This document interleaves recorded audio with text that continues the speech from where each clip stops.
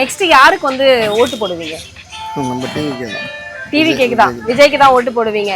இப்ப இருக்கக்கூடிய அரசாங்கத்தினுடைய ஆட்சி எந்த அளவுக்கு இருக்குன்னு நீங்க ஃபீல் பண்றீங்க? ரொம்ப மோசமா இருக்குது, எல்லாருக்குமே தெரியும்.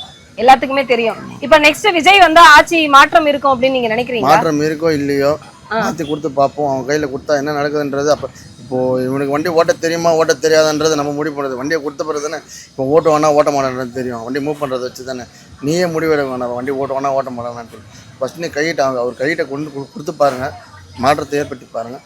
அவர் மாற்றம் ஏற்படுத்துகிறாரா ஏற்படுத்தலையா அது அப்பாற்பட்ட விஷயம். சரிங்களா? நம்மளுக்கான ஒரு வழி பிறக்குதா அப்படின்றதுக்கான ஒரு வழியாக இருக்கட்டும். இப்போ விஜயகாந்தை வந்து மக்கள் மிஸ் பண்ணிட்டாங்க. இப்போ வந்து விஜய் மிஸ் பண்ண மாட்டாங்க அப்படின்னு நீங்க நினைக்கிறீங்களா? ஆமாம், கண்டிப்பாக உண்மைதான். மிஸ் பண்ண மாட்டாங்க. ஆமாம், விஜயகாந்த் வந்து ரொம்ப மக்கள் இழந்துட்டோம்னு சொல்லிட்டு அதுக்கப்புறம் ஃபீல் பண்ணாங்க. ரொம்ப ஐயோ விட்டுட்டோமே அவரை அப்படின்னு சொல்லிட்டு. அவருக்கு அந்த நம்ம வாய்ப்பை கொடுத்துடலாமே, அவர் வந்திருந்தா இதை பண்ணியிருப்பாரு அதை பண்ணியிருப்பாருன்னு அப்போ யோசிச்சாங்க. விட்டுட்டோமே அப்படின்னு நினச்சாங்க. ஆனால் இப்போ விஜய்கிட்ட அவர்கிட்ட கொடுத்து பார்ப்போன்ற கான்செப்டில் எல்லாருமே இருக்கிறாங்க. அவர்கிட்ட கொடுப்பாங்க, கண்டிப்பாக அவர் வருவாருன்ற ஒரு நம்பிக்கை